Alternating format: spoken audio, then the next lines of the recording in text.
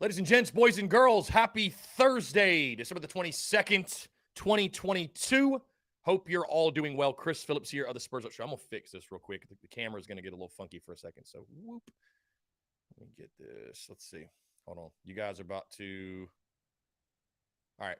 Here we go. Anyways. All right. Cool. Thursday, December the 22nd, 2022, guys. Again, hope you all are doing well. Appreciate you all tuning in. Got a packed show, lot to get into here on this Thursday.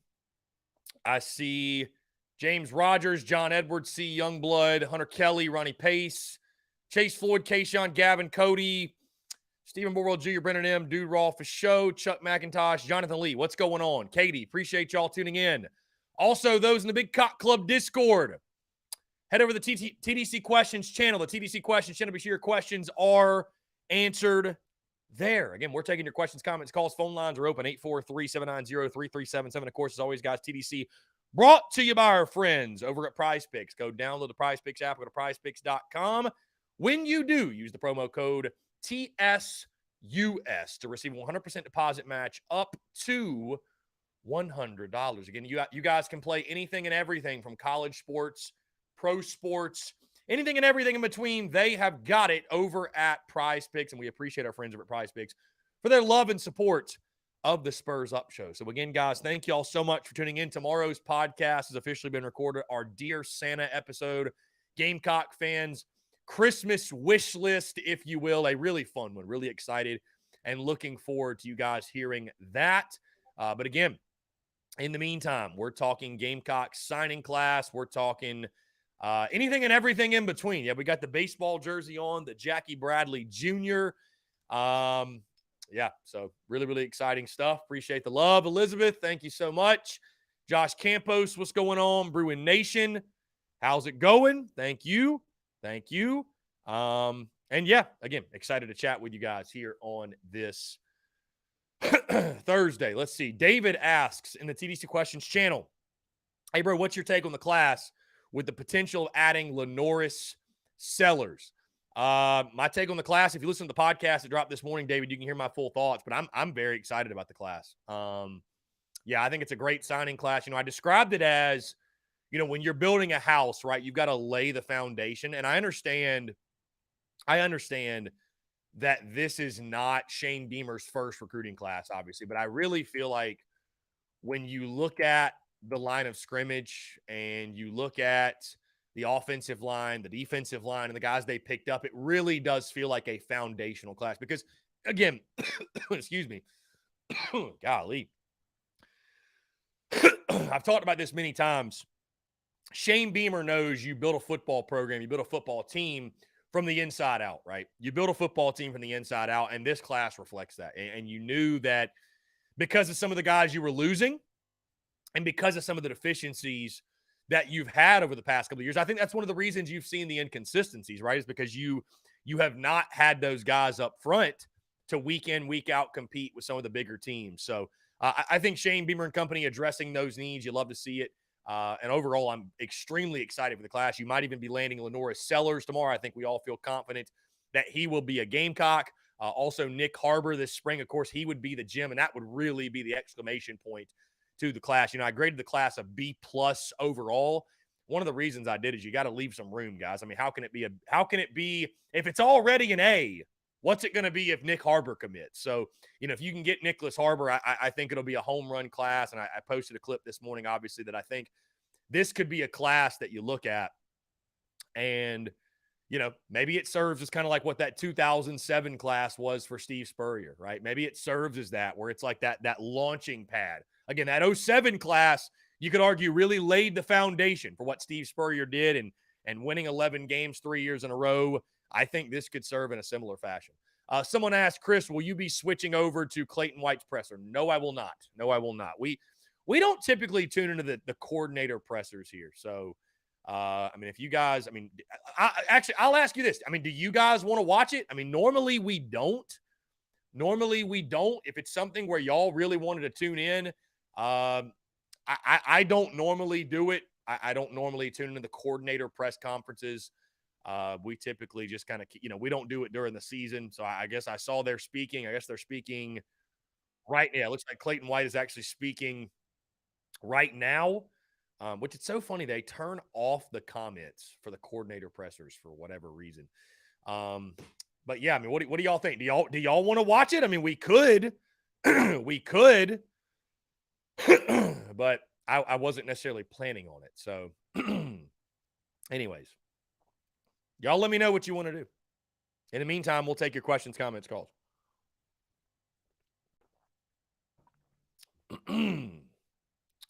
Let's see. Dalton says, talking about NIL. Good. I'm just like, I don't know what's going on. I already got the podcast recorded. It's like my voice is just going out on me. But Dalton talking about NIL. So it's not like we're rolling in money like Oregon or Texas. We signed a hell of a class. It's about finding the guys who want NIL opportunities but don't make it their main priority. I would agree with you. Yeah, I would absolutely agree that it's about. I still say this. I still say this. I understand that NIL is important, but yeah, if a guy's number one priority is is NIL and getting paid, I'm out. I'm out on it, right? Those are normally the guys that don't pan out anyways. I don't know if it was Dion that said it or somebody else that said it. Everybody's worried about the three-letter word NIL. How about worrying about NFL? How about worrying about being actually productive and getting developed? Because, I mean, guys, I've said this since the jump. NIL's great and everything, and so I guess get your money when you can. But when you're getting recruited, you better still make the priority about the coaching staff, the culture fit. Do you like being there on a day in, day out basis? How do you fit in that system, that scheme? Are you going to see any playing time? Because, hey, you might get your initial bag. Congratulations. You got your initial bag. But if all those other things don't align, what did you accomplish? You're going to go to campus. You're going to be a backup. And guess what, guys? I'm going to speak from the business owner side of things. Don't nobody want to throw the bag at a backup. Sorry. Nobody's throwing the bag at a backup. Nobody. Nobody's throwing the bag at a backup. So you better make sure you go somewhere where you can play and you can produce, because ain't nobody throwing a bag at a backup. So if you're making NIL your number one priority and you're not making, can I go here? Can I get developed? Can I play? Can I be the best possible player I can be? Is it a good situation for all the other reasons and I'm only going somewhere because of NIL? You're making a mistake. You're flat out making a mistake.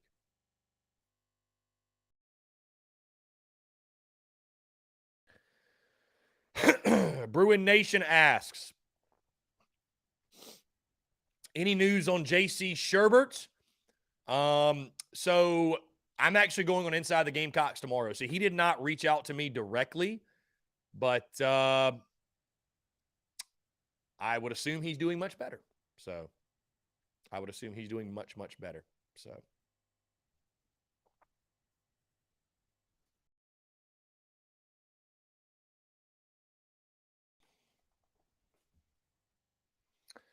Anyways, 843-790-3377. That's 843-790-3377. Want to hear from you.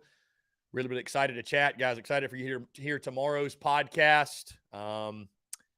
It's ironic because one of the messages, or a message that I received this morning, I asked Santa Claus, if you guys are not new to the Dear Santa episode, I ask Santa Claus every single year for peace on earth and goodwill to Gamecock Nation. And I put in a special request this year for the Carolina Slapdick community, just to bring them peace and comfort. Just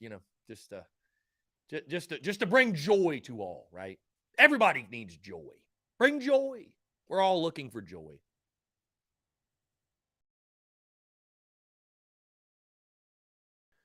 Anyways, guys, we sit just 8 days away from kickoff. Let me, of course, remind you the TSUS tailgate with our friends over at Carolina Cigars. We'll be out in Lot J.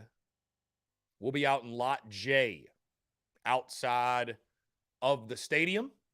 In Lot J outside of the stadium. before the Gamecocks take on Notre Dame. So really excited for that. Looking forward to it.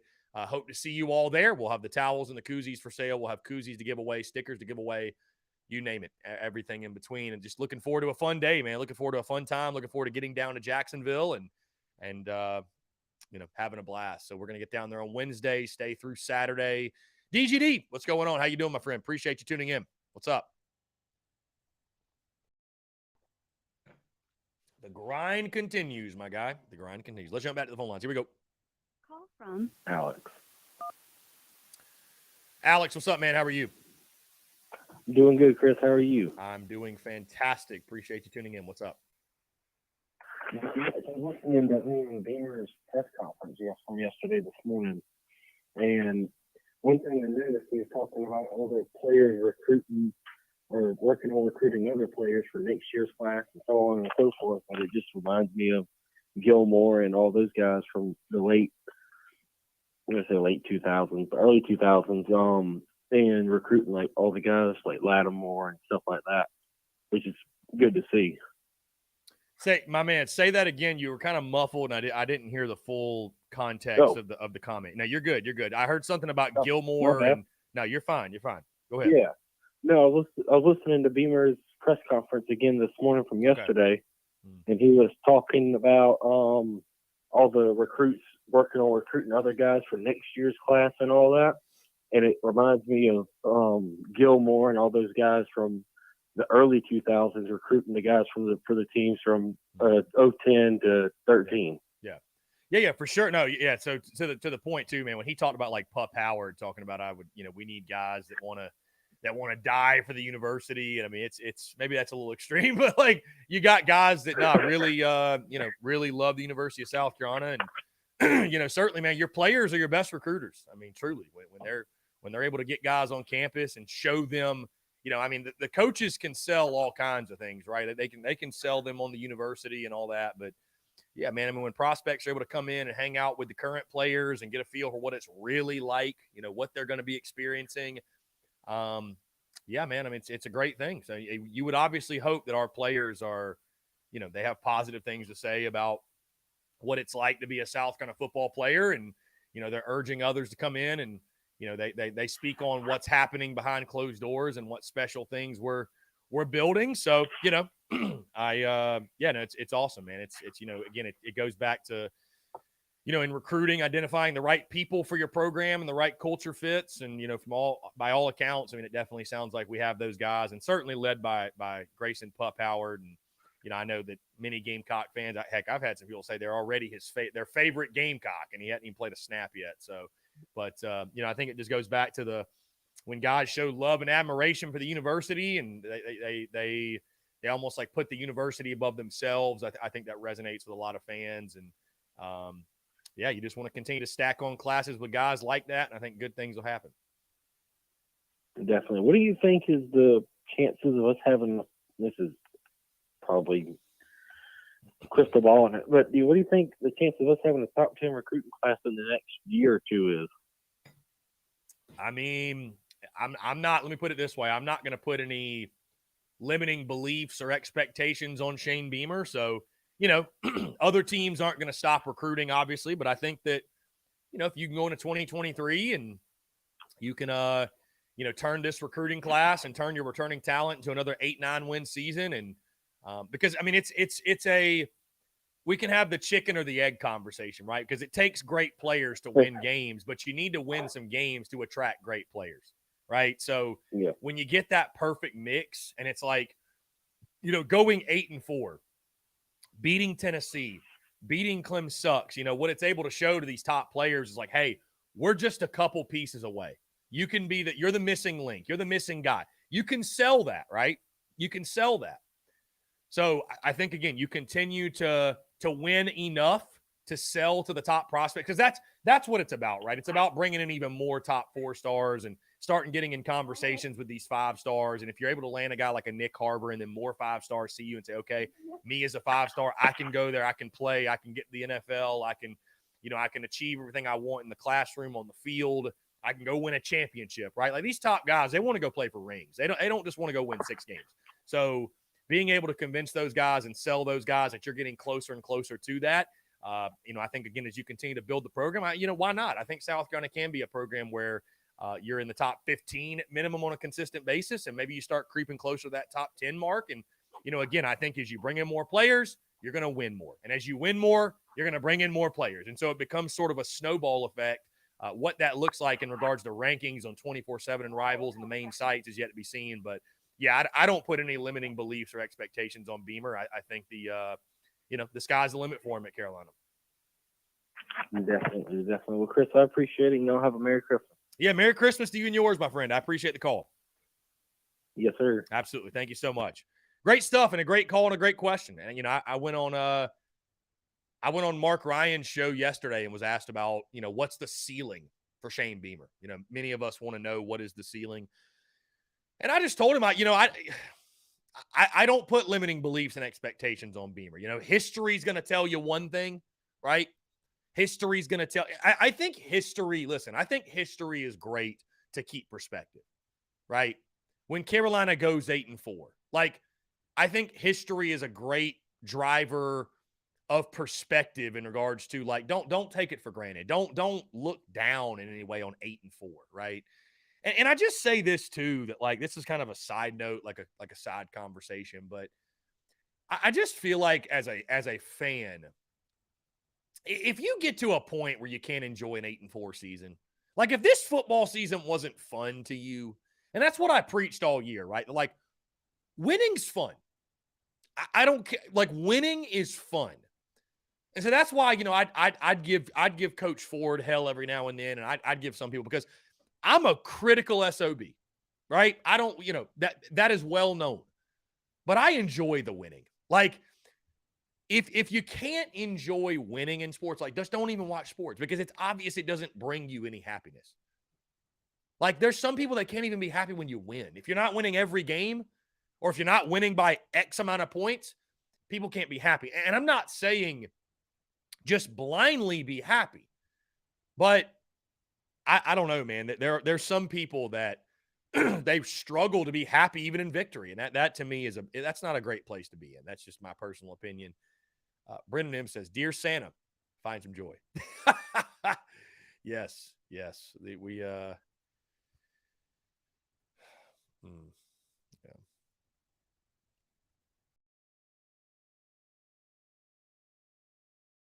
Anyways, guys, 843-790-3377. That's 843-790-3377. Bruin Nation, did you notice when Beamer had to talk about Lloyd yesterday, had a look on his face every time? I didn't really notice that, Bruin Nation, to be honest with you. I mean, I think it just it didn't really catch my eye, to be honest with you. It is what it is, and I'm sure he kind of feels the same way, and just sort of keep it moving. So, let's see. By the way, it's game day for those of you, the 5 out there who still give a shit about Carolina basketball. Gamecocks taking on Western Kentucky tonight at the CLA. I am locked in my prediction. I've got 64-61 Hilltoppers. Western Kentucky is a 2.5-point favorite in the ball game on South Carolina's home floor, by the way. On South Carolina's home floor. So, however that makes you feel, I guess so be it. It is what it is, and we'll keep it moving. And I don't know, man. It's just it's tough to be a Gamecocks basketball fan. It really is. But here we are. We're Gamecocks through and through. So all good. Anyways, guys, I want to say thank y'all so much for the love and support this week, especially on the merchandise side of the business. Incredible successes all throughout this year, this month, of course. Yeah, just want to say thank y'all. Let's see. Hunter Johnson, apparently Lloyd was fine before he went back home and everything changed. Probably tried to chase NIL money. That's not as green as he thought. James Rogers, if Lloyd wants back in, how do you feel about that? Why do you think he left in the first place? Let me just say this, James. I'm not going to, I thought about discussing it yesterday. But Gamecock Central reporting that they talked to Marshawn Lloyd directly, and he's not considering a return to South Carolina. It's not going to happen 110%. So I'm not even going to really spend the time talking about, well, what would I do? How would I feel? Because does it really matter in the end? I will just say this. I go back to a lot of the comments I made about Jaheim Bell. And, like, when you enter the portal, you entered for a reason. Stand on business, right? Like, I mean, it's just, like, if you enter the portal to begin with, you probably did so for a reason. So, but outside of that, guys, I don't think there's even a conversation. I don't think there's any chance that he will, that he will come back. So I think it's kind of a non-issue. Let's jump back to the phone lines here. Call from Hunter. Hunter, what's up, my friend? How are you? I'm doing good, man. What's up? What about you? I'm doing fantastic. Appreciate you asking. What's going on? No problem. Have you heard any news about Spencer? I have not heard any news about Spencer. Nothing new.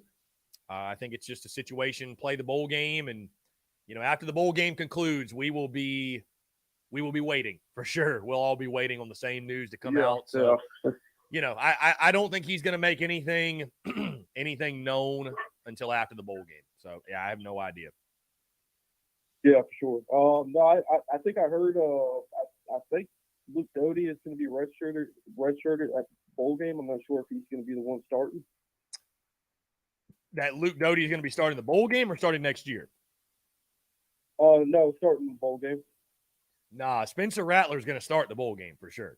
Spencer Rattler's playing the bowl game. Yeah, there's a rule that allows players. It does not count against their redshirt status. So Luke Doty could play in the bowl game and not burn his redshirt. And that goes for everybody. That goes for everybody that, if the bowl game would have been the fifth game they played in or affected their redshirt status, no longer. Everybody can play now. So. Yeah, no, I read that wrong. My bad. One thing about Sellers too, I think we'll get a pretty good ass QB if we can get him now. Like he definitely led his team to a 15 or undefeated. He led his team to undefeated. So, I mean, if he can do that, then hopefully he can do that with us. Yeah, I mean, listen, Lenoris Sellers, for all things I'm hearing, it does sound like he will be a Gamecock, which I think would be a great pickup. And again, you always want to keep a 4-star quarterback home, and he'd be a great addition to the quarterback room, no doubt. So, yeah, I'm excited, man. I definitely think, like I said, I think he's going to be wearing the garnet and black, and I know that will excite a lot of people. Yeah, for sure. I appreciate it, man. That's all I needed. Hunter, I appreciate it, man. Thank you so much for the call. Yep. Take care. Great stuff from Hunter. Lenoris Sellers will sign tomorrow. I would assume he will also announce tomorrow. And all signs point to him being a Gamecock from everything we've heard behind the scenes. We'll see. So.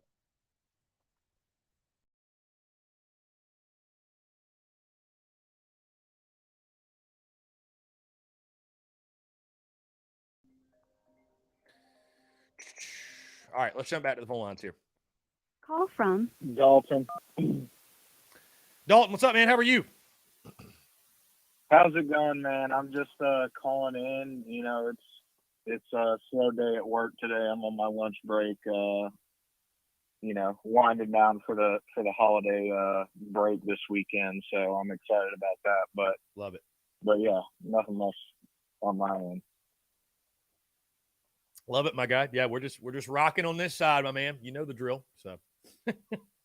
So I called in because obviously, this class that we just signed is really, really good. I mean, the composite rankings, don't really have us in the top 10 like we were in 2007. But I think you drawing the comparison to that 07 class could be a very apt comparison here because I think we obviously addressed a lot of issues of need. We got a lot of big time O linemen in there. We got the number one JUCO defensive lineman in there. Just a lot of players in the trenches. But one question I have is obviously the transfer portal is still open. And there's after the bowl game, I assume you're going to see a lot of players enter the portal again in the second wave. What position of need do you see us, or do you think we need to try and address through the transfer portal?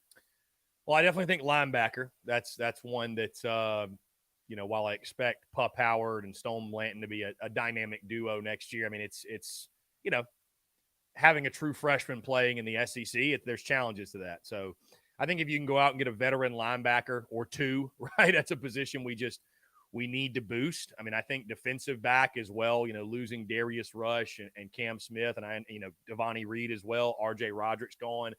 And I understand you've got a ton of guys that you recruited from last year, but I think if you can add a veteran guy back there, I think you do it. I mean, also wide receiver, of course. I think any offensive playmaker, right? I mean, I think it's almost like in baseball, if you can hit, you're going to play. Like if you can hit, you'll play.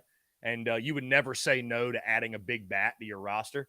I mean, you would never say no to adding a big time offensive playmaker. You wouldn't, right? I mean, it's just so whether it be Eric Gilbert, the tight end, whether not that we need another tight end, but again, you wouldn't say no.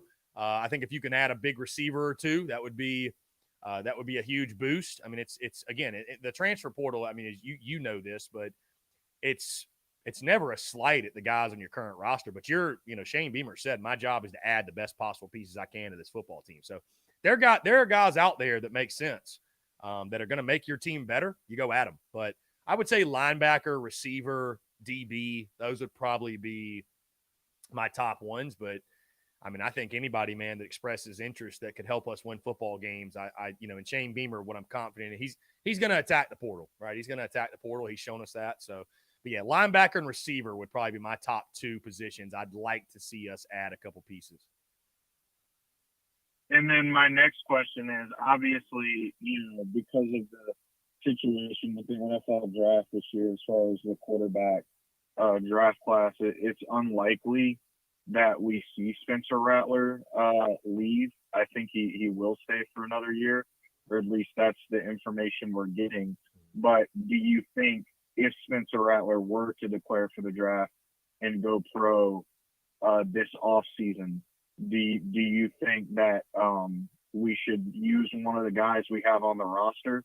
Because all of the quarterbacks have, one or more years of experience, but they're still all kind of unproven. They haven't really taken game reps under Shane Beamer's system.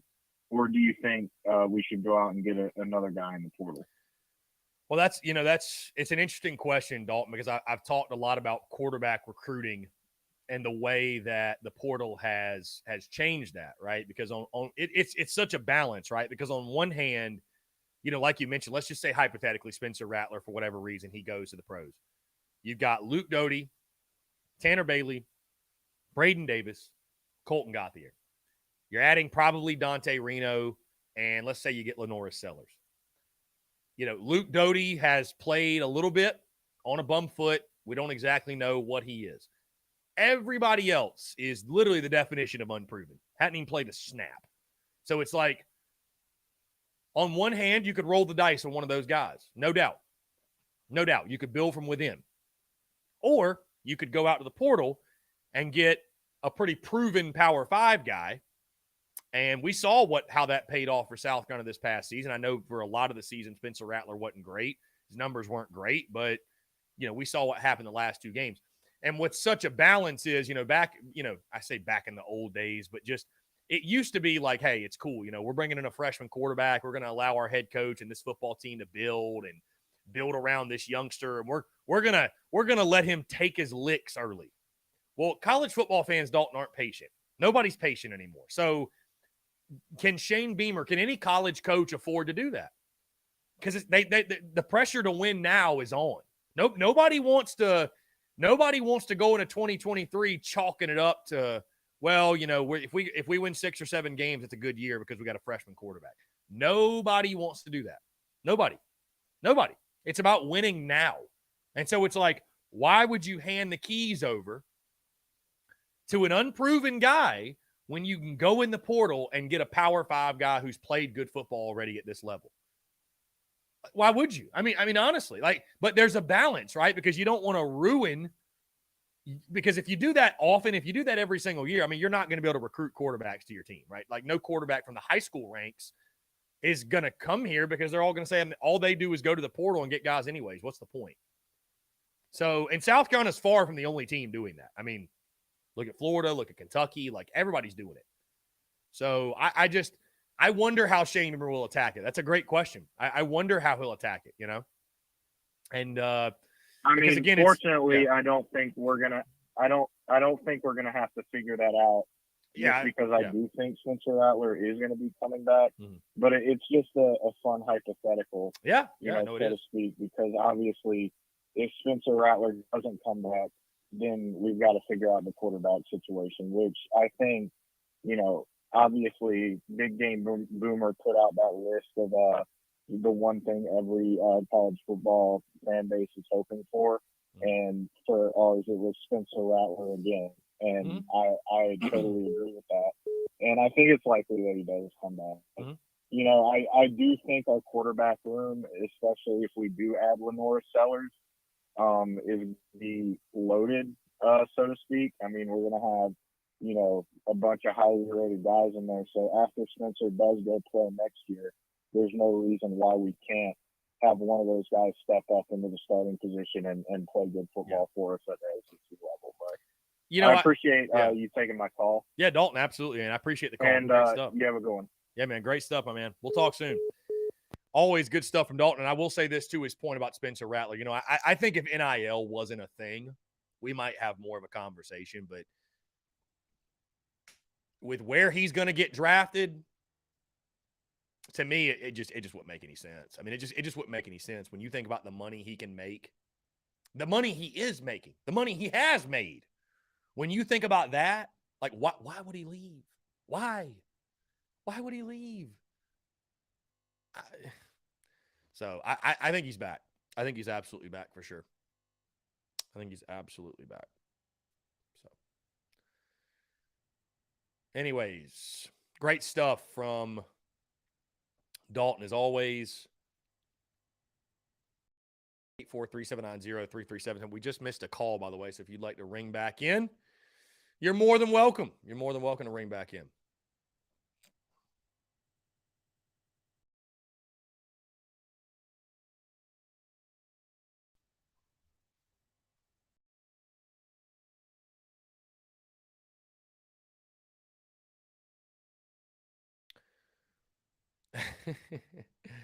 I contemplated even bringing this up. I'll say this: we gotta.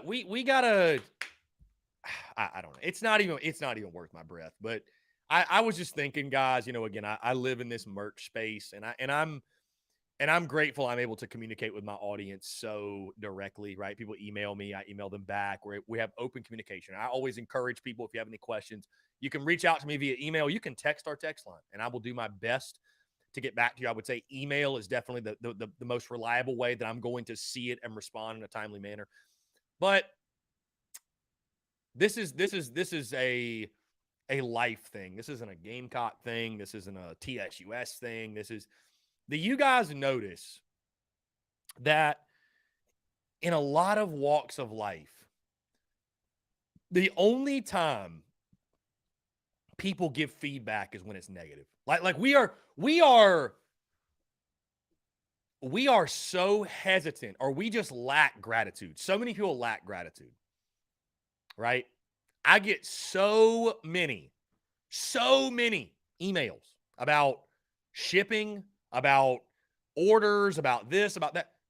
So many emails about it.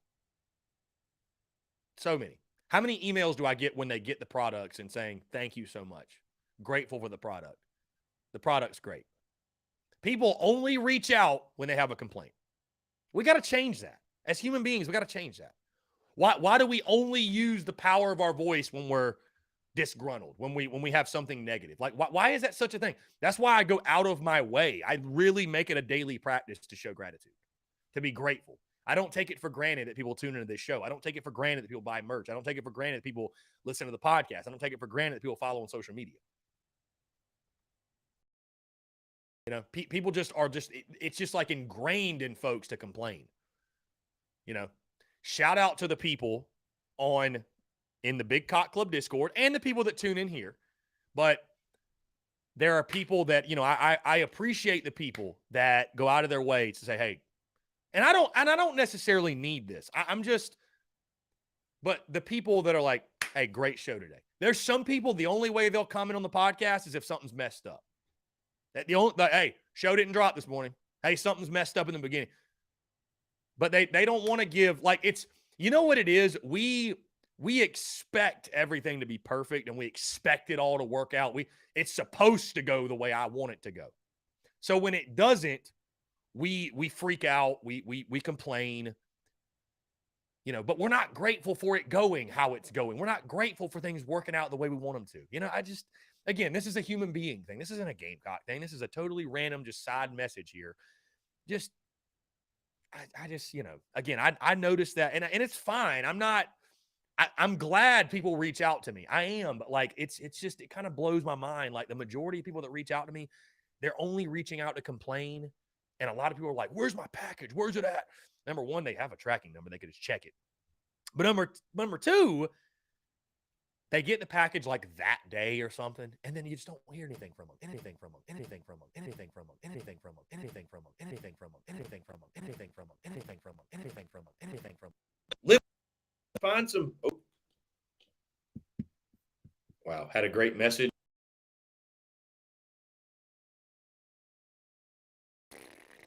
Had a great message, and obviously the hackers did not like the joy. I don't know. I found my joy, and the hackers did not like it. The gratitude or lack thereof, hackers try to steal our joy away. I don't know what just happened.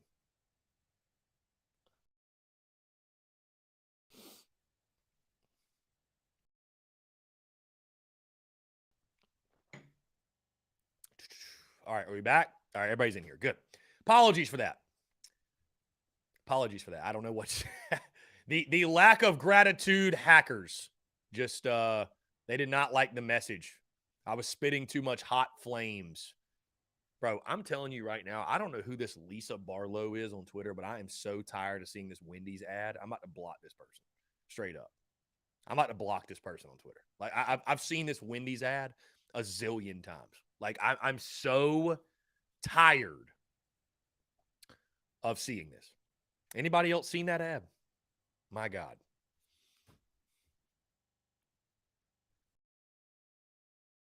Anyways, I would just encourage people. I would encourage people that, and I posted this yesterday on my personal feeds, and I don't know if you guys, maybe you wouldn't even notice this, but I'm really, I'm removing the ego from my personal social media. I'm completely removing the ego, right? In regards to, especially like on an Instagram, I'm completely removing the ego from Instagram. Instagram is pure ego. It really is when you think about it, right? And you boil it down to it. I'm preaching to the choir here because I've done it myself, right? Like I moved to Columbia and I wanted to like kind of flex the journey and flex the entrepreneurial journey and the successes and, look how cool I look and, and I still fall victim to that at times, right? Because you work your tail off and you work hard and you're proud, right? But my mindset on Instagram, like how I use, because I've used social media as a tool, like how I use social media, my mindset on it's completely shifted, right? Like, and I'm not saying I'm never going to post a picture again, like, you know what I'm saying? Like, because I'm a very proud human being, and I think that my path and my journey in my life can be, and I just really feel like I was put on this earth to inspire. Like, I really do. Whether that be through TSUS, through the business, whether that be through my personal channels as well. And a lot of what I post on my personal channels is stuff that is much more life related, less sports related. So, I'm really these days, man, about taking the ego out of Instagram and just posting real shit and, using that as a platform, using that as a tool, like I do with TSUS, using that as a tool on social media to inspire and spread love and positivity and, be a light for people. That's, and again, not coming from an ego sense in any way. Like I'm talking, down in any way, obviously, but a spreading a message of positivity and love and that anything is possible and that follow your dreams and your passions. And again, flood the world with gratitude and love. And guess what's going to happen? It'll give it all back to you. So That's my operating procedure on social media these days, and that's how I operate on. Again, I've been thinking about this for a while, man. Just removing the ego from Instagram specifically, because that's really the one that, like, we all use a lot and we all try to flex on and all that. You got no idea, man.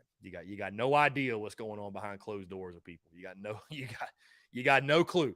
You got no clue. I mean, I can attest to that firsthand. You know what I mean? Like you guys, we have a very open channel of communication here, but hey, y'all got shit going on.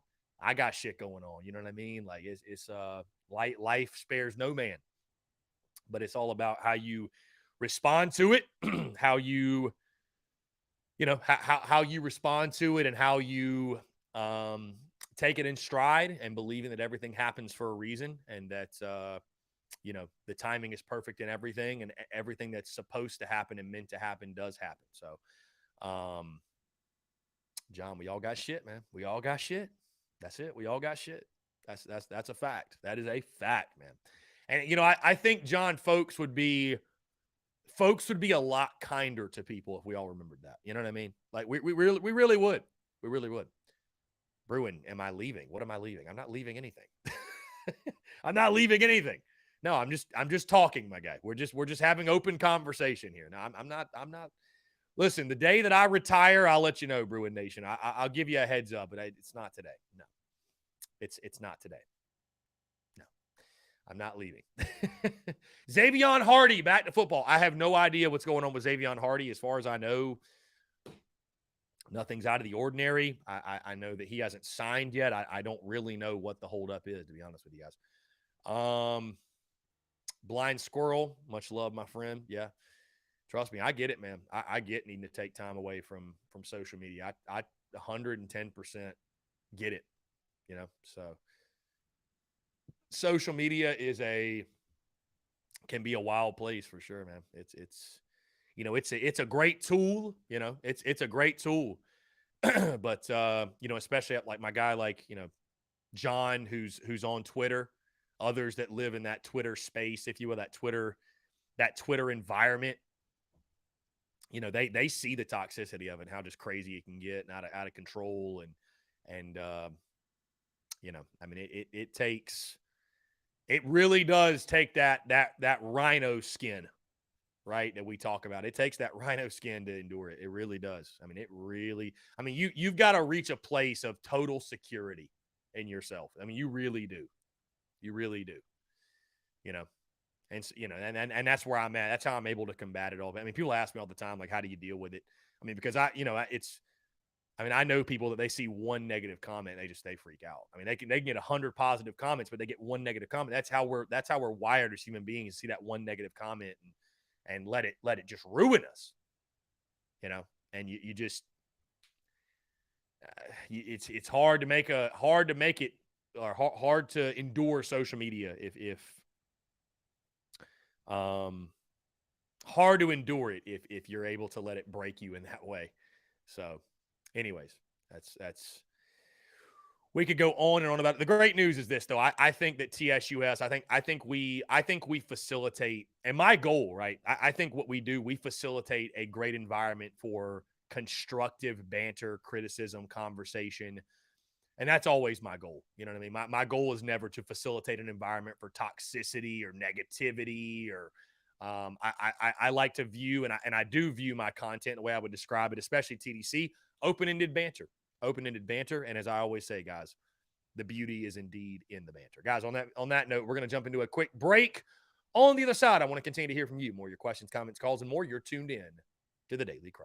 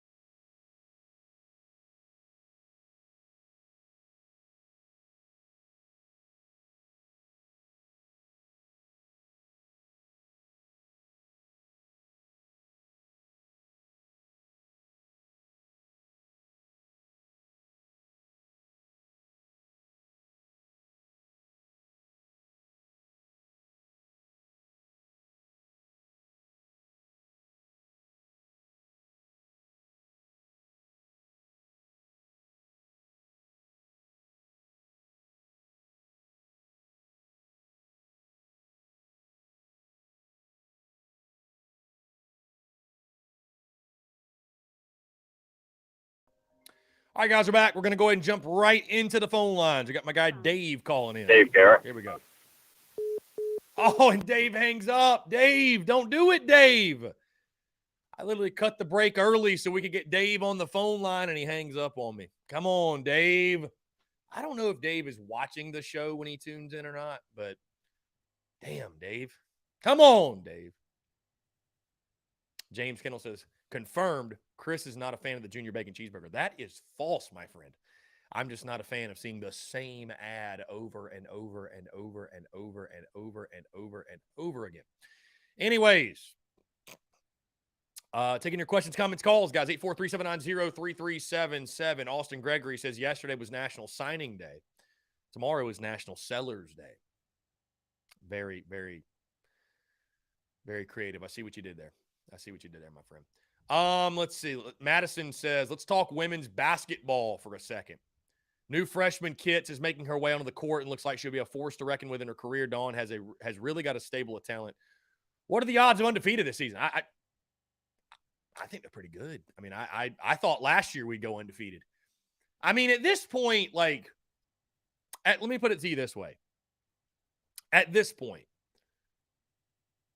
if we were giving game-by-game predictions for South Carolina women's basketball, if you're picking them to lose any games, you're just trying to make a point. You're just trying to be, you're trying to go against the grain, which is fine. If you're trying to do that, that's totally fine. But, there's no reason to believe anybody's going to beat South Carolina. No reason at all. I mean, it's like I told you guys, and I don't mean this. I mean this in the most complimentary way, that our season, this is fun right now. Beating up on everybody's fun. Watching us beat everyone's fun. But, the games don't really start getting important until we get to the postseason. Like for us, because we know we're going to be a 1 seed. We know we're going to host. I mean, we look at last year, guys, in the postseason, that first round game, we won by 60. We don't start playing games against real competition like the Elite Eight for us. I mean, so it's a great position to be in. And I would say, again, be grateful for it, right? Don't take it for granted, but yeah, it's Dawn Staley's put us in a position where, regular season's a breeze. I mean, we're out here playing Coastal Carolina, beating them by 100. What's the point in that game even happening? What's the point even playing them? We know we're going to beat them by 100.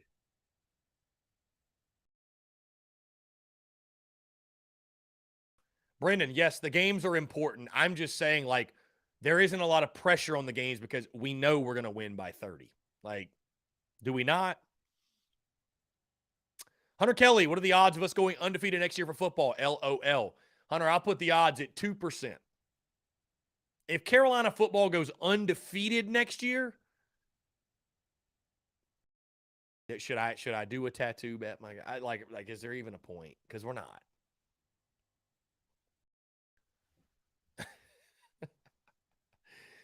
I got to be picky with my tattoo bets. I can't just start putting tattoo bets on everything. You know what I mean? Can't put tattoo bets on everything.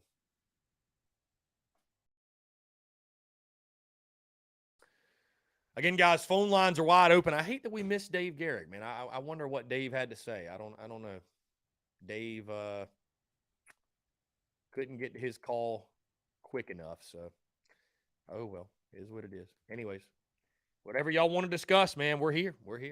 Looking forward to this Christmas weekend. Yours truly going to go enjoy some Christmas festivities today, I believe. So looking forward to it. I tell you what, it's good and cold. That's for sure. It is the Christmas season. Here we go. Let's jump back to the phone lines. Call from Dave Garrett. Dave, what's up, man? How are you? I'm hanging in there, boy. I'm in a bad area, so if I drop the call, hope you have a good Christmas and birthday. I was rolling around the dial this morning, and I heard that some podcast they were talking about they thought that Spencer would come back because they somebody said if he left right now, he'd be somewhere in between 5th to 7th round pick or undrafted. And the highest pick in that area would get a little over $900,000.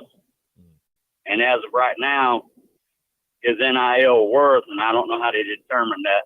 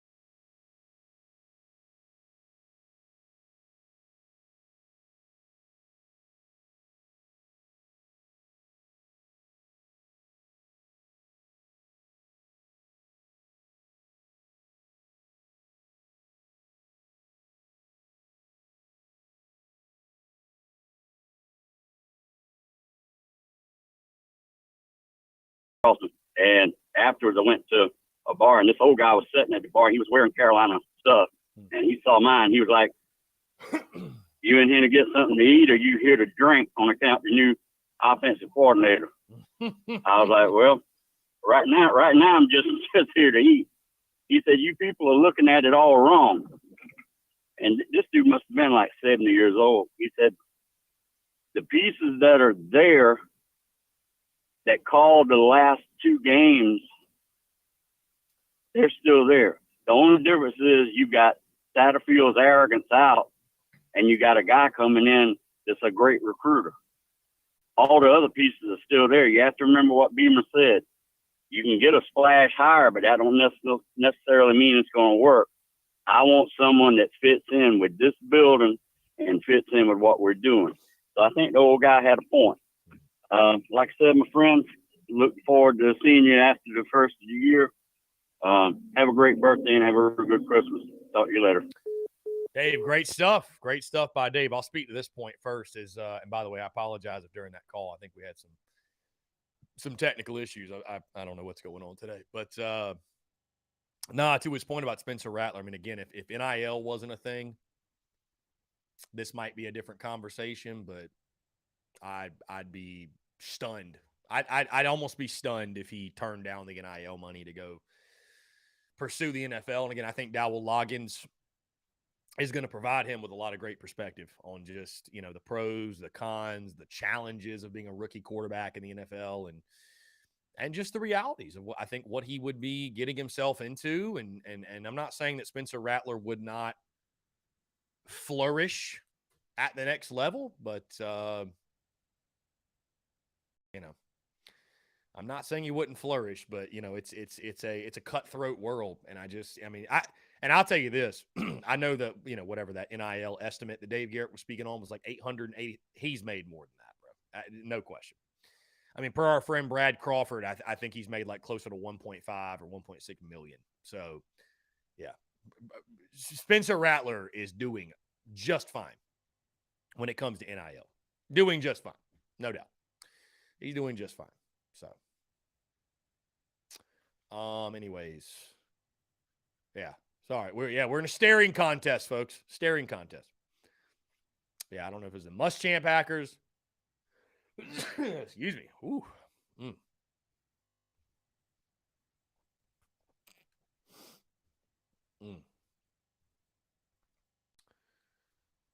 Let's see. Brendan says Chris Phillips is too scared for the Astat. Brendan, I'm a man of my word.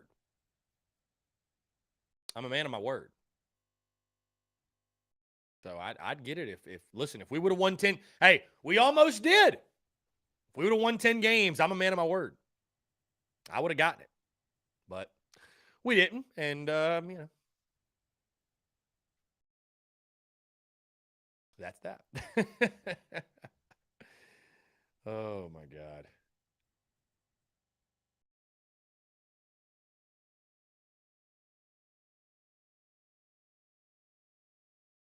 Anyways, guys, 843-790-3377. That's 843-790-3377.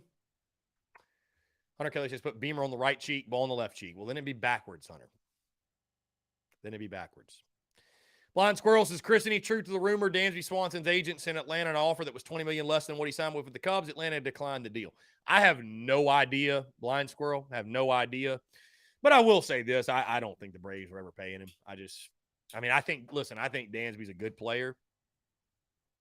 I think Dansby's a really good player. I don't think he's worth the money that he's getting, which, I mean, it's fine, though. Like, he deserves the money for the year that he had. Over the long haul, though, I think the Braves will be fine. I just put it this way. I don't think they needed to pay the money when it's like they've got a great farm system. They've got a bunch of great youngsters that can fill in. And, yeah. The Braves didn't have to overpay. So, Braves did not have to overpay.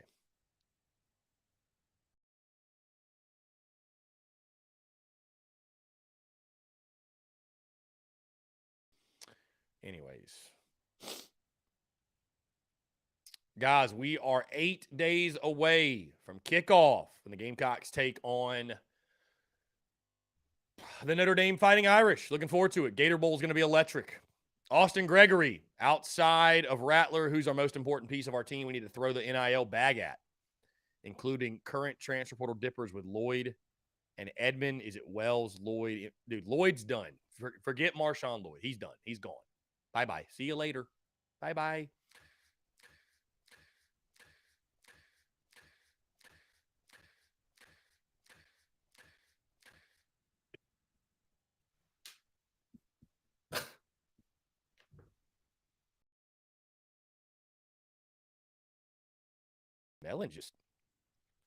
Melon's having a time today. Melon is having a time.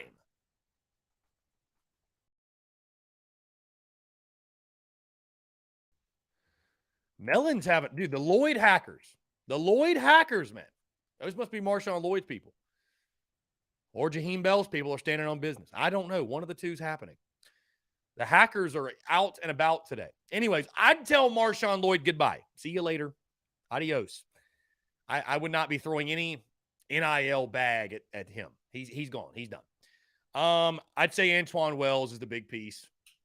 No doubt. Yeah, the Mike Loxley hackers. They don't like that I've been talking shit about Mike Loxley.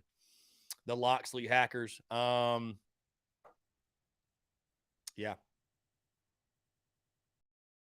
Yeah, so. Yeah, I would say Juice Wells is the big piece, though. That's who I most want to see back. And I think it's going to be it's going to go hand in hand. Either Rattler and Juice are back together, or they're both gone. So, Lady Bree, yes, Rattler is confirmed playing in the bowl game. We are just talking about for next season and the draft and everything else. It's not confirmed what his plans are for next year. It's not confirmed. So, yeah, we're more so talking down the road. Yeah, Austin Gregory, that comment from Beamer about selling out stadiums was high key hilarious. That was a not so subtle shot at any player from the DMV that is considering going to Maryland. And I mean, but he makes it's spot the lie. Did he lie? They don't sell out up there. I mean, if you want to play in front of a packed out stadium, come to the SEC. Come to Willie B. Travie, I don't know what he's searching for NIL. I heard that maybe Florida State's giving him 50 or 75K. I don't know. Maybe we just feel, we got these young guys coming in. So be it. I mean, you never know. You just never know. You never know.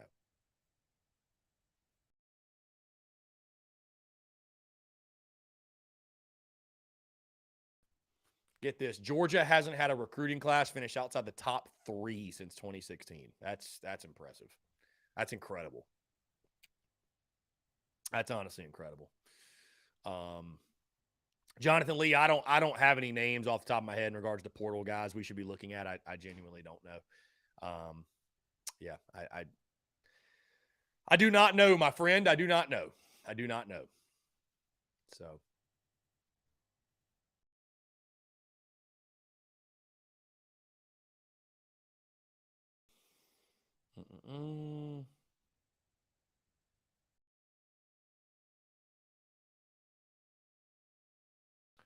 Anyways, guys, appreciate you all tuning in. Lady Bree says, gotcha. That's a lot of what if. I'm sure Beamer and his coaches will have a better feel for who's starting if not. Spencer, I mean, they might already know that he's coming back, Lady Bree. We have no idea, right? We're not in the building, like I said. Again, Beamer has a plan either way. I mean, he's in control, right? He's in control of his football program. So, they'll make the adjustment either way. If he comes back, it'll be great. If he doesn't, they'll make the adjustment. So I just wonder hypothetically if he doesn't, like, do they turn to one of the young guys? Do they turn to Luke Doty, or do they go to the portal? That to me will be very interesting to see. That'll be very interesting, right? Like, just what direction we want to go, right? I'll be very intrigued to see that. So, anyways, guys, 843-790-3377. Gamecocks basketball. It's game day. South Carolina taking on Western Kentucky tonight, and Western Kentucky is a 2.5-point favorite. I would love to see like the numbers on so the game's on SEC Network tonight. I just love to know like what those numbers look like. Like how many folks are still tuned into Carolina basketball? How many folks still give a damn? How many folks will give a damn this when we get in SEC play? I mean, the Colonial Life Arena for the men's side, bro, the CLA is going to be a ghost town this season. It's going to be a ghost town. I mean, it's going to be a ghost town this spring. And I'm not saying that, I hope I'm wrong, but jeez. It's just tough. It's tough. Travi, love seeing Mike Yuva still reporting the Gamecocks. Hopefully he can stay with Carolina being up in Boston still. Yeah, I mean, he's been doing it. Why couldn't he? Yeah, I think Mike Yuva does a great job with those guys, and I expect him to continue to do a great job. But the move for Yuva to Boston was one that didn't surprise me in the slightest. Yuva's a Boston guy. He's, as far as I know, every time or just from what I knew from chatting with him, that was, his goal at some point to get back up there. And again, it's like it's his hometown, right? So, I mean, it makes sense. It just makes sense. He's a Boston guy through and through. And I'm sure he's happy with where he's at for sure. I mean, I would imagine so. So, Hunter Kelly, do you think we can beat UConn in women's basketball? Yes, I do believe that. Lady Bree, I'm just not sure why everybody's overlooking Doty. He's not really had a chance yet. Everybody's judging him on very limited play. Lady Bree, listen, I like Luke Doty. I was a Luke Doty supporter last year. I think Luke Doty.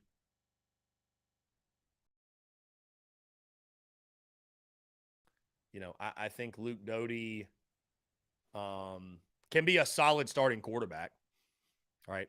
Can be a solid starting quarterback. I don't know that he's elite, but I think he can be a solid. I would be comfortable with going into next season if and I mean, it just comes back to this, guys. Like, do you trust your head coaches? Do you trust your coaching staff to make the best possible decision for your football team? If they say Luke Doty's our guy, and I know, Lady Bree, you're not talking necessarily about me, but if they say he's the guy, I mean, they seem to like Luke Doty. They seem to like Doty a lot. So I'm down to give I'm down to give Luke Doty a shot, personally. Our guy Luke RJ, not a Luke Doty guy. I know he's gonna get fired up at me for saying. Nah, I mean Luke RJ supports Luke Doty, but people have got strong opinions about Luke Doty, and I hear you. Anytime it comes down to the quarterback, people have got very strong opinions. So makes sense. Guys, we're going to jump into a quick break. On the other side, I want to continue to hear from you more, your questions, comments, calls, and more. You're tuned in to the Daily Crow.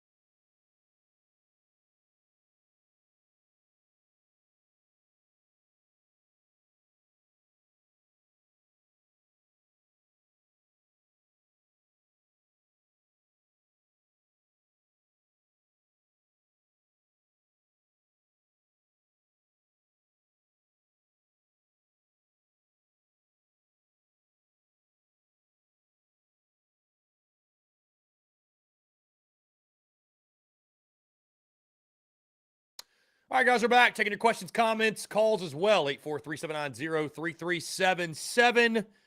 That is 843-790-3377 here on this Thursday, December the 22nd, 2022. One random thing I was thinking, and I feel like I probably already know the answer to this. Has there ever been a snow game at Willie B? Has it ever snowed during a football game at Willie B? I mean, obviously, the only time it would is like end of November, if it did. Has that ever occurred? I doubt it. I highly doubt it. But has that taken place? How much fun would that be? Like, I'm not a cold weather guy necessarily, but like a snow game would be a blast. Can you imagine tailgating outside of Willie B in the snow? Can you just imagine that? That'd be fun. That would be an enjoyable time. That would be an enjoyable time. I don't know. Just a random thought I had here today. Guys, podcast for tomorrow is recorded.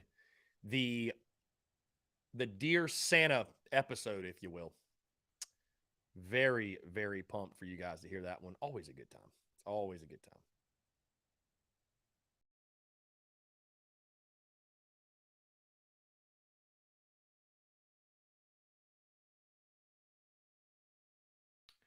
Anyways, 843-790-3377. The phone lines are open. Guys, content schedule for next week. We will not drop a podcast on Monday, obviously because of Christmas. Christmas being on Sunday, the 26th Monday. And I know James Kendall saying I'm jinxing it. I really don't think there's going to be much to talk about. Who knows though? You never know with the Gamecocks. We never fail to provide the drama. There's always something, you know what I mean? But no podcast on Monday. TDC will rock as normal Monday, Tuesday. Podcast will drop Wednesday.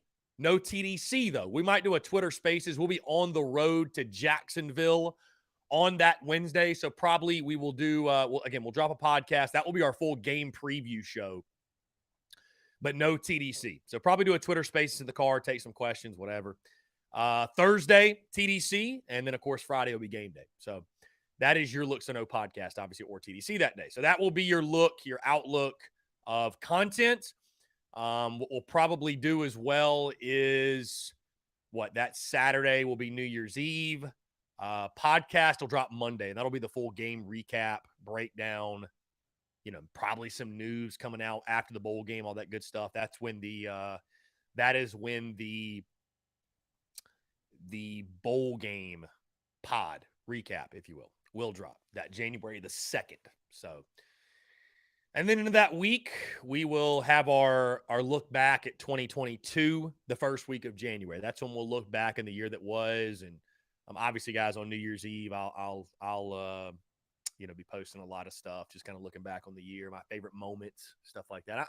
I normally do a podcast for that. I don't think I'm going to this year. I think we're just going to have, or actually, correction. I normally have a podcast. It's like top 5 things I'm looking forward to. I don't know that I'm going to do that this year. I may not. I don't know. But we'll definitely look back on the year that was. We'll celebrate all our great successes, and we'll celebrate together, and really excited. I love the holidays, love this time of year.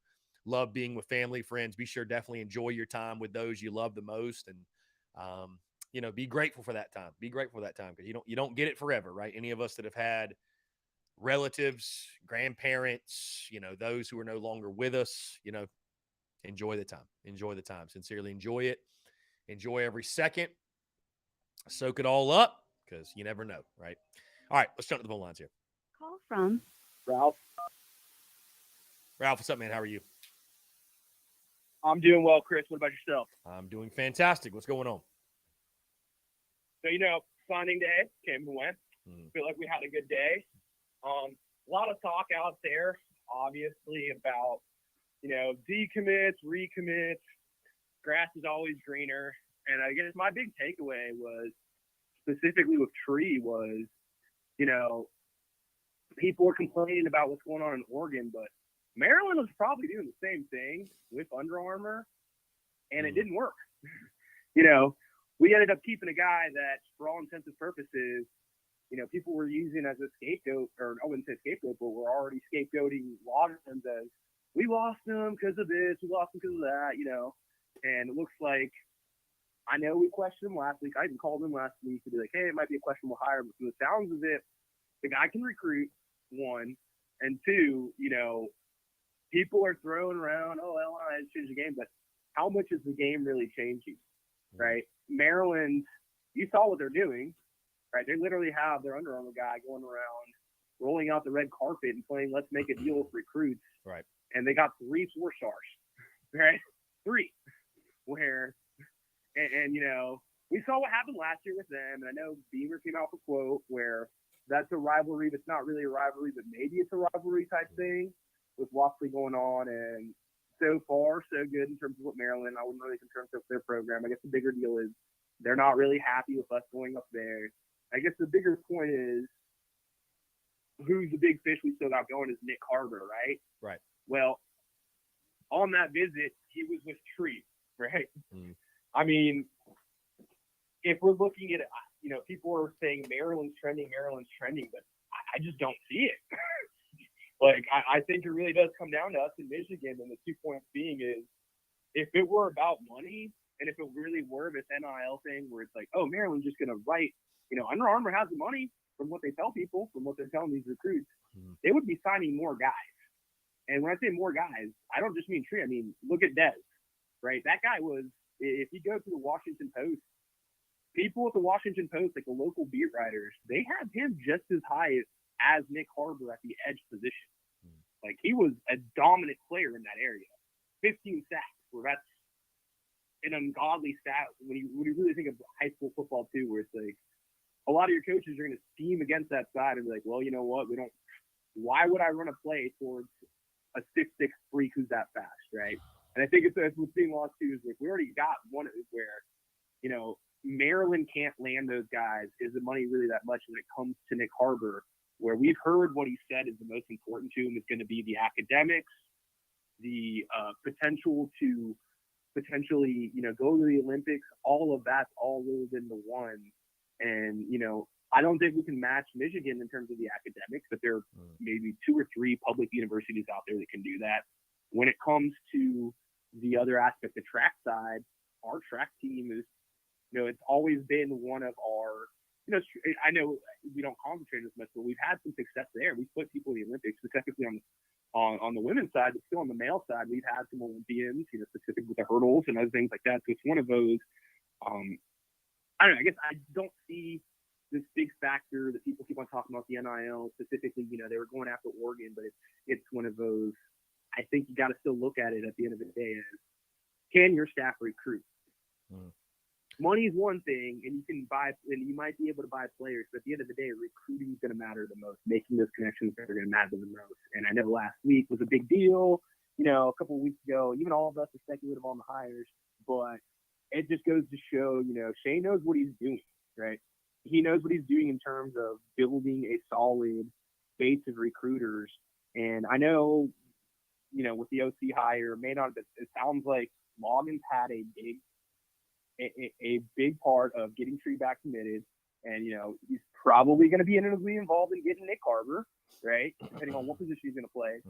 And worst case, Shamar Easter, he's out there too. He did not sign yesterday, and he's not looking to sign until February, and things are going to be trending up with him as well. Yeah, no, I agree with you. With your main point in regards to, like, it still comes down to recruiting, and that's why I said, like, from the player side, like, NIL is a great opportunity, but if it's your lead, if it's the top reason why you're choosing a school, I think you're extremely misguided. Because to your point, like, you know, if you go somewhere where it's not a good fit and you're not playing and you're not thriving, well, that'll be the last bag you get. Because again, nobody's throwing the bag at a backup. Like, you have to be able to produce and, you know, and have success. So no, I'd agree with you. I think we're still trending, you know, very positively for Nick Harbor. And, you know, I think certainly it's going to be a tough, I mean, his recruitment's tough, but it should be. I mean, he's the best player in the country, basically. So I think I like the way we're trending, though, from all things I've heard. I think we got a great shot to land him. And obviously, again, that would be the exclamation point on this class if Beamer's able to do that. Yeah, and the kid, he's a different type of cat, right? He's put it all out there. There are going to be certain things out there. If it were just about, going to the NFL, he probably would have gone to Georgia or LSU, right? The fact that Georgia came in late and he has no interest in there makes me think that it really is, down to the two schools. He said it's been down to the whole time, Michigan and South Carolina. Maryland's in there, obviously, because he's from there, and it'd probably be nice to play at home. But if their push is money, I don't know if that's going to attract him. And for that point, Kirby came out today and said, hey, man, if you're looking for NIL money, and if that's your main thing, this probably, the number one, what I would say is the number one program in the nation right now, we're probably not for you. That's, which is, and you got to think of it this way, the amount of resources they have, and, their head coaches out there saying, like, we're not going to play by that game. It's still at the end of the day, are you a good fit for this program? Do you want to be here? Do you want to win a championship? If you're here to chase the bag, there are literally multitude of programs out there that will give you that money. Very good point. Very good point, my friend. Yeah, it's you gotta that's why it's important to surround yourself with the right people, make the right decisions, and you got to make sure you've got your priorities straight. Put it that way. Well, and we had a great class. All I can say, at this point, it may be similar to that 2007 class. There are a lot of similarities where that was a big class with the big uglies. You look at the offensive linemen that came out of the class, especially the defensive linemen too. Also, a lot of in-state flair where, we really, on both those classes, there are similarities where we really targeted the top in-state players. Gilmore back then, Marquee right now. So it's always good to have, build a class like that where the core of it is guys from in-state that understand the state. But you also got to branch out. You cannot become, and we've said this before too. We cannot survive as a program as, hey, we're just going to pick the top guys from the state, and that's what we're going to rock with. Yeah. Because it didn't work for us. It did not work for Clemson either. They didn't really start getting to where they got until they could really go into other areas and, pick up players here and there from different spots. And not just Georgia and North Carolina. You got to expand that too, because I know that, those are two areas we both concentrate on. I think Beamer going a little bit up north to that DMV area is going to be fruitful in the future. And, obviously, if we can make some inroads in Texas and kind of that area, I know Loggins has a little bit of a footprint there. That would be great as well. But, the future is bright in terms of recruiting. And hopefully, this is just one of many that leads to, one of many great signings today that leads to hopefully that SEC championship. That's what we're shooting for, man. SEC titles, hopefully sooner rather than later, for sure. Yeah. Well, appreciate you taking my call, man. You have a great day. As always, Spurs up. Hey, go Cox. Appreciate you, man. Great stuff. Great stuff. Great stuff from the caller there. Yeah, very thorough, very in-depth. Yeah, I mean, again, I'm extremely excited with the class. And, I do compare it to 07. I talked about it this morning. Could this be the class that sort of lays the groundwork for big seasons down the road? I think it most certainly could. I really do. I think it most certainly could. And I think there are a lot of guys in this class that will be big-time impact players for years to come. So, really, really good stuff. Anyways, guys, phone lines are open. Again, it is game day for Gamecocks men's basketball. South Carolina taking on Western Kentucky. So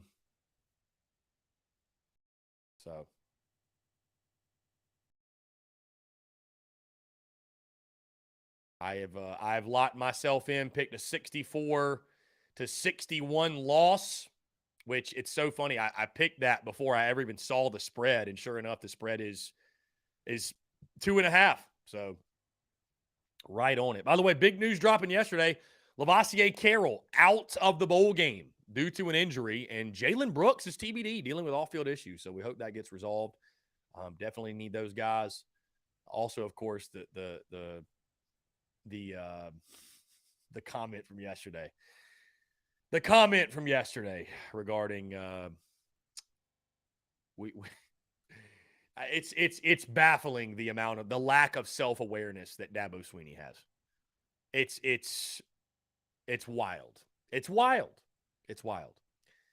It's wild. Talking about NIL, and we've built this program in God's name, image, and likeness. And it's just like, Dabo, I get what you're saying, but there's just no way. I don't know.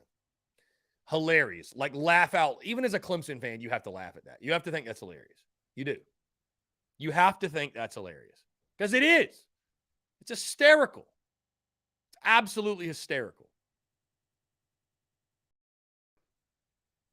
I don't know. Anyways, guys, appreciate you all tuning in here on this Thursday. All right.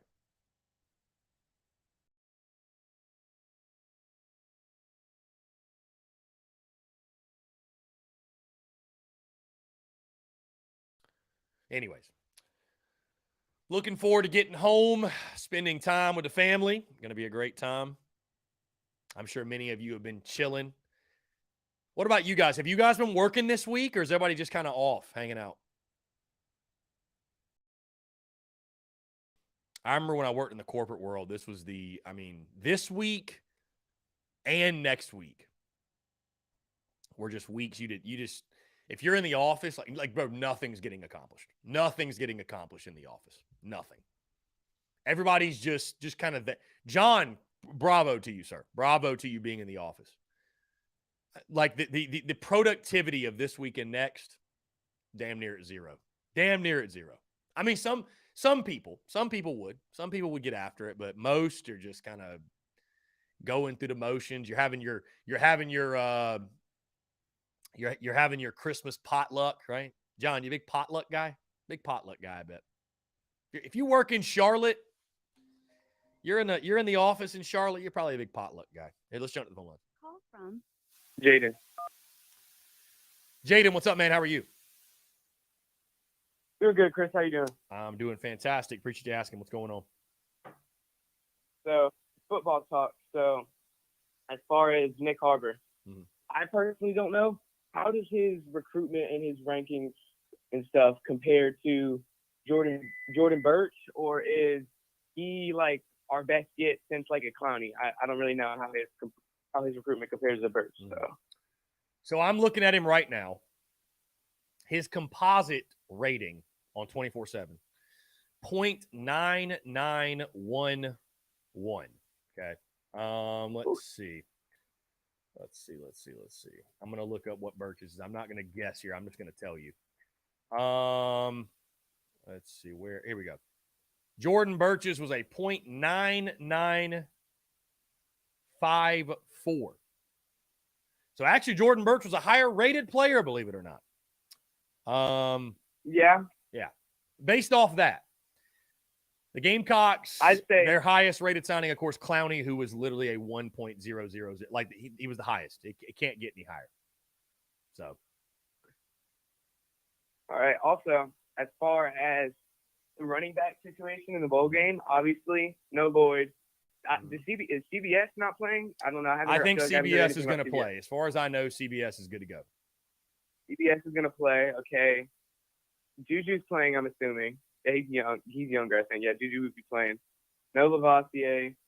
I wish I could have seen a little bit of him this year. I mean, especially when time started to get tough with the back. Looked like around mid to late, started late in the season. I feel like we didn't see any Lavoisiers or Rashad Amoses that I wish we would have seen maybe a little bit to have a little sort of idea what they're looking like, especially in Amos, who's been here for a little while, just waiting for a time. So, yeah. Yeah, I mean, if Rashad Amos was ever going to get a look, this is it, right? I mean, it's going to be up to CBS, Juju, and then, I mean, Rashad Amos, I think, will be next up in line. Either a DJ Twitty, a Nathan Harris Wainick, right? So, yeah, I don't know, man. It's, hey, whoever can tote the rock, let's go. Somebody. Maybe Luke Doty. Also, maybe Dak Joyner gets some carries. I don't know. Yeah, I can see that. I think the problem we've had with Juju all year is why are we running a 5-7 back up the middle? When the few times we gave it to Juju in the flat, he makes something happen. Give him some space in the flat, give him the ball. he makes something happen. But when you're expecting to run a 5-7 back up the middle on SEC front sevens, it's just not going to work. Gonna sat, and that's just that, my guy. Yeah. Also with hoops. So we got Western Kentucky today, obviously. Spread, I think you said it was 2.5. But Yes. man, I don't see a lot of sunlight on hoops at all, really. I mean, unless Gigi, of course, probably gonna have a game. I feel like he always does. Chico we need a lot of people to have a game to beat anybody because, like, we got 3, and if those 3 don't have a day, then we're gonna lose. I mean, if they don't put up 20, pretty much those 3, then it's not gonna happen. Yeah. I mean, it basically comes down to Gigi Jackson, Michi Johnson, and then kind of whatever you can get, like you mentioned, from a Hayden Brown, a Chico.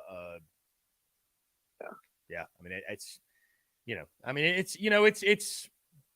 it's easy to say, year one, take your lumps. It is, but it's hard to go through it, right? Because we love the Gamecocks, and we don't just want to mail it in on the season, but I mean, it's hard not to, man. When you realize this is a team that realistically, if I had to pick right now, I'd probably say we win 2 SEC games. We will probably finish dead last. I'd imagine. I say probably. I feel like we're not even in conference play yet, and I feel like we're already in conference. Right. Even the teams we're playing aren't really that great. We're just that bad. Yeah. It's gonna be a long year. So yeah, I appreciate the call, man. Appreciate it. Have a great stream. Yeah, man. You too. Appreciate it. Thanks. Great stuff. Yeah,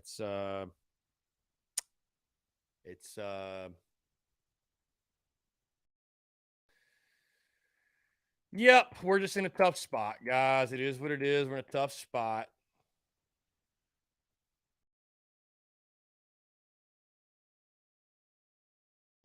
What do y'all think? I mean, what do y'all think about Gamecocks men's basketball? Y'all got any hopes for SEC play? Anything y'all see I don't see? I don't know.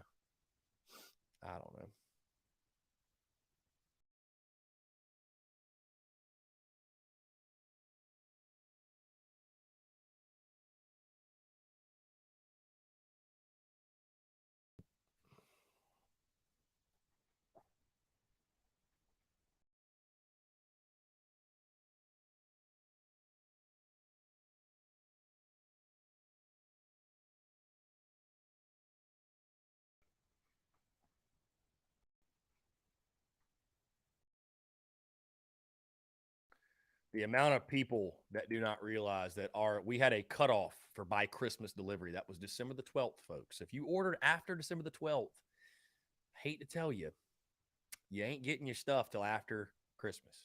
So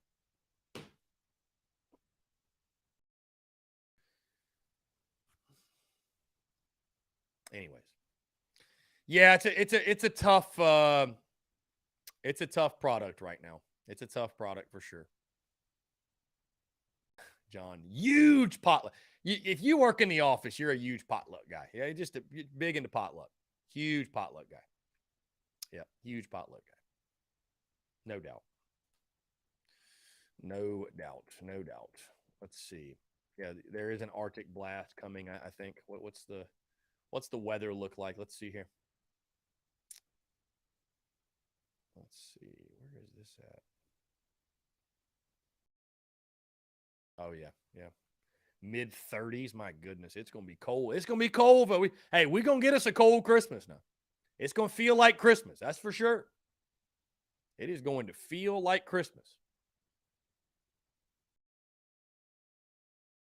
Yep, it's going to feel like Christmas.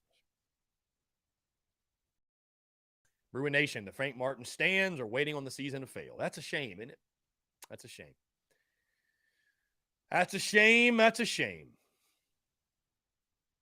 Oh, well, it is what it is.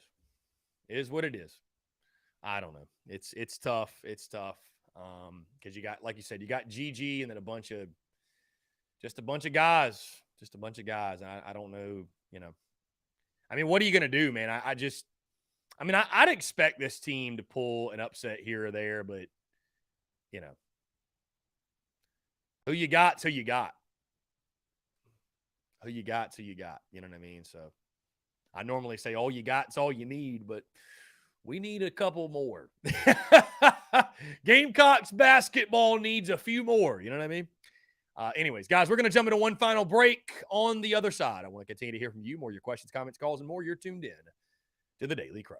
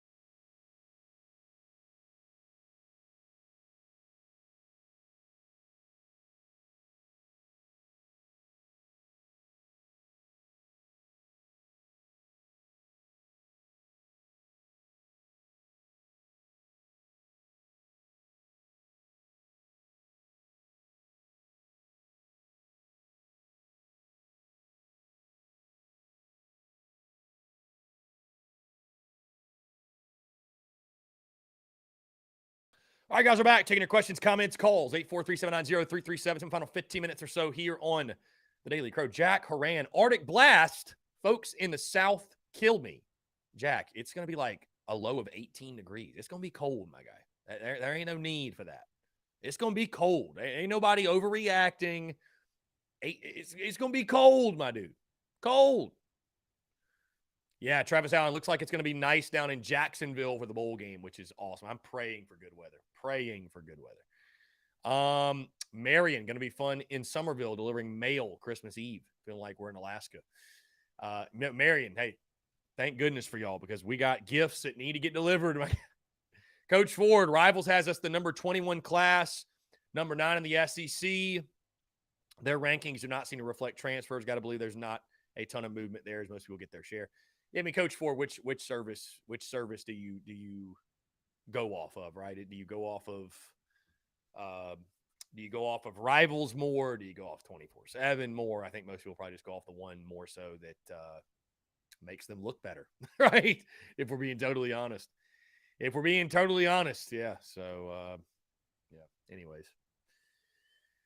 Guys, again, I want to say thank y'all so much during this Christmas season. I'm so grateful for each and every single one of you, and I'm sure we'll be getting tagged in a lot of posts in regards to people gifting our merchandise to others, and I can't say thank y'all enough, man. It's truly incredible, and I'm so appreciative of the love and support we feel, and just grateful for the love, truly am. So I appreciate y'all. And yeah, looking forward, like I said, we'll rock the Daily Crow as normal tomorrow, but definitely looking forward to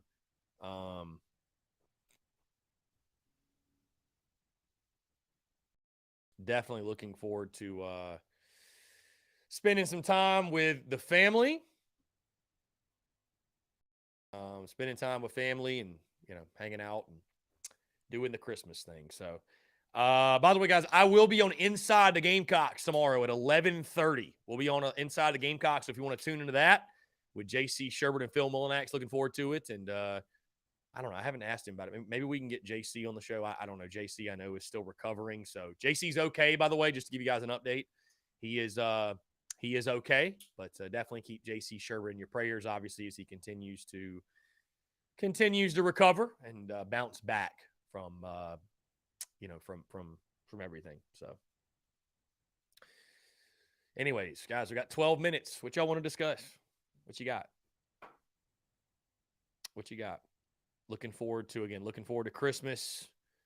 I would say Christmas is my favorite holiday. I love the season, right? I love the time of year, again, gathering with friends and family and time of giving. It's a great time. Truly is.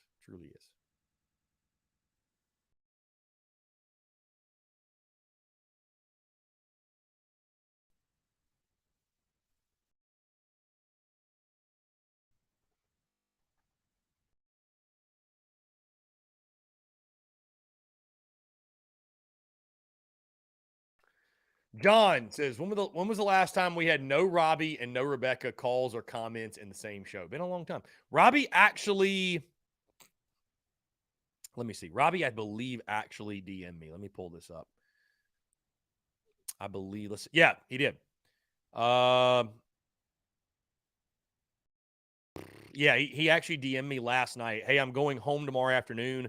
I'm most likely not going to call in tomorrow. I hope you have a great show tomorrow. That was last night at 8:16. He then DM'd me yet again this morning at 10:16 and said, hope you have a great show today. Go Gamecocks. So Robbie Davis, busy with family. We appreciate Robbie Davis and hope he's doing well and enjoying himself. And I hope you guys are enjoying yourselves as well. I'm sure many of you, I probably could have honestly gotten away with no show tomorrow. I probably could still get away with no show. I don't know though. I love it. Why not? Right. Finish out the week strong. And, yeah. So, I mean, it's my decision, right? At the end of the day, it's my decision, but, and I will say this, by the way, and I mentioned this on the podcast that I believe dropped this morning. And by the way, check that out, right? Full breakdown of National Signing Day. We had some early signing day superlatives. Also, full breakdown of the game tonight. To those that reach out with true constructive criticism and feedback, thank you, because I care deeply about what you guys think and what you guys have to say. And you know, there's some people that throw hate, throw shade, whatever, and there's a major difference. But those who truly reach out and say, hey, you know, here's some feedback, here's some constructive criticism. I think if maybe you did this or you did this, or, you know, this would help bring value to your audience. Those people that really that reach out in that way, thank you. Thank you so much. Because I value that feedback, and I valued that feedback from the jump. And, you know, because at the end of the day, obviously it's about you guys. You know, it's about the end consumer. It's about, you know, the fans of our show, the fans of the Gamecocks. That's who it's all about. So I appreciate each and every single one of you. Chase says, no, I'm working tomorrow. I need you. Okay. I got you, my friend. Travi, who are you most looking forward to in the recruiting class? There's a lot of guys. I mean, I feel like Pup Howard's the easy answer. You know what I mean? It's you know, the way Pup Howard carries himself and the way he operates on social media, and also he's a damn good football player. And I think he's probably going to be the guy that is the immediate impact player. But I tell you, I'm excited to see all these offensive linemen. I don't know that they'll play immediately, but you know, I think you look at the Marquis Andersons, the Big Trees, the you know, the Trovon Bows, the other guys you signed. You know, I definitely think these are going to be dudes that, you know, 2-3 years from now, that they're going to be, again, the foundation of our football team. They're going to be those big uglies up front. And, you know, if they pan out the way we hope, I think that's maybe it's going to change the way we view our running game, the way we view our offense. You know, so Coach Ford, yeah, dark horse of the class. Let me pull up the recruiting class here so I can have all the names in front of me. Because I actually talked about this on the podcast today. My dark horse of the class, and if you listen to people talk about him, I don't know that he's much of a dark horse, but Reed McKeeska, the tight end from Cypress, Texas, 6'5.5", 233. Apparently, this is a guy they wanted really badly, and you talk to folks, they think he's an NFL kind of guy. He's an NFL tight end. Again, 6'5.5", 233. He's got the build. Reed McKeeska out of Cypress, Texas. I think he's going to be a really, really good one. Could see him, again, being a big-time ball player for the Gamecocks. Jatavius Shivers is another big offensive lineman that I think will make an impact. Guys, 6'7", 296 pounds. Coming out of high school. Crazy. Absolutely crazy. I mean, you look at the size of some of these guys. Marquis Anderson, 6'4", 320. And I'm just speaking of the O-lineman. Big Tree, 6'5.5", 310. Haven't even touched a college weight room yet. Trovon Bow, 6'4", 315. Just crazy, dude. Then you look at the D-lineman. I mean, Desmond Hughes, 6'6", 239. McLeod, 6'5", 305. And again, I'm speaking specifically line of scrimmage. Montec Rames, 6'5", 235. Elijah Davis, 6'4", 280. Well, these are some monsters, dude. And hey, part of it's winning when you step off the bus. Xavion Hardy, 6'5", 262. I know we're waiting on him to sign, but I don't think there should be any issues there. So we got some big time dudes, literally and figuratively, coming onto campus. So yeah, the guy from Yale, great pickup. That's another great pickup. I don't know that I'd call him again underrated, but Nick Gargiulo that you're talking about, 6'5", 270, was a captain of Yale's football team. And I'm glad Shane Beamer made the point, because the point he made was this: Yale elects a single captain every year of the football team, and he was it. So you think about the type of leadership qualities he's going to bring. Obviously, a really smart kid. I think a guy that will step in, probably play immediately. You know, Eric Douglas, his departure, going to leave a void. And Gargiulo could be a guy that I hope I'm saying his last name correctly, but he could be a guy that, you know, big time, immediate impact player for you.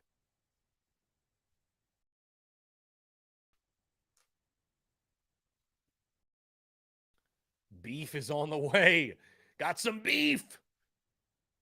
We have the meats. Indeed. Tyler Knoll says Judge Collier will be a household name. I mean, dude, the name is Judge. What a great dude. The NIL opportunities will be coming about for that young man. Judge. All rise. I'm stealing the Yankees thing. Anyways.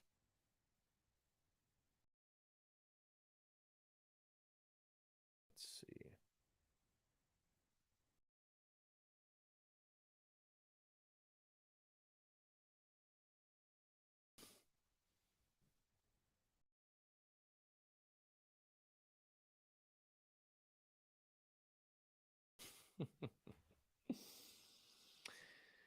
Oh, Lordy.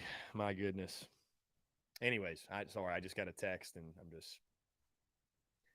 Anyways, 843-790-3377, guys. That's 843-790-3377. Arby's. We have the meats. My sister's husband is a big Arby's guy. Which, I mean, anybody in here like I'm not an Arby's guy.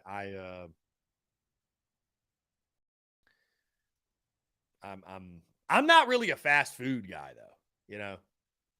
By the way, and shout out to this guy. Shout out to this dude. Dude DM'd me yesterday, and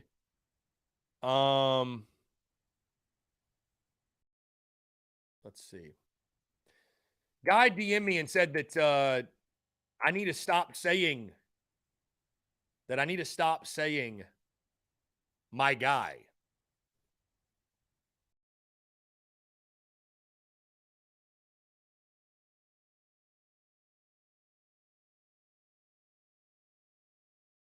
I don't know. That's tough for me though. My guy is so integrated in my vocabulary.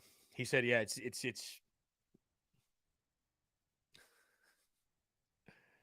Do people not like my guy? I don't know. I had one Clem Suck slap dick today. Come drive up here to Fort Mill and we'll meet at the Carolina Ale House and I'll school you on ball. I'm like, who do you think you are? Like, I'm just gonna drop everything I'm doing and go drive up to Fort Mill to chat it up with some random no-name slap dick. Like, yeah, that's what's gonna happen. Some people are hilarious, man. They're just hilarious. People are just so funny. People are so funny. We can debate on who the better team is. I'm like, Carolina won the game. There's no debate. Carolina won by a point. They should have won by 3 touchdowns. There's no debate. Like, I'm not going to debate something that is fact. It's fact. South Carolina was better than Clemson on that day. And that's all that really matters. I mean, I'm not here to debate if you want to debate that Clem Sucks was the better football team, which still I think your debate is very flimsy. But there are Clem Sucks. It's hilarious. I love it. I love Clem Sucks fans have just been unraveling at the seams for weeks. They just cannot accept it, cannot wrap their brains around it. And Travi, I appreciate you tuning in, my friend. Thank you so much. Brendan M says, my guy here needs to pipe down and find some joy. Find some joy, Brendan. You know what I hope Santa Claus brings you, Brendan? Joy. Hope he puts joy in your stocking.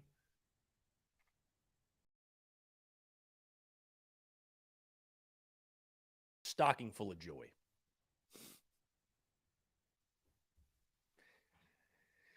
Anyways, guys, I appreciate y'all sincerely, man. It's these days where we don't have quite as much, craziness going on, whatever. It's these days that,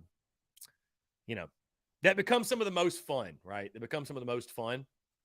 And, again, I truly do appreciate you guys, the love and support and the banter. The beauty's certainly in the banter. Guys, we've hit 2:00. Thank y'all so much. We're going to go ahead and get out of here. Appreciate you all tuning in. Go check out today's podcast if you have not done so, and stay tuned to tomorrow's podcast as well as TDC Rocking Tomorrow. Also, of course, we're on Inside the Gamecocks at 11:30 tomorrow morning. So looking forward to that. You guys tune in. In the meantime, again, appreciate you all tuning in. Thank y'all so much. Have a great rest of your Thursday, and we will talk to you all tomorrow.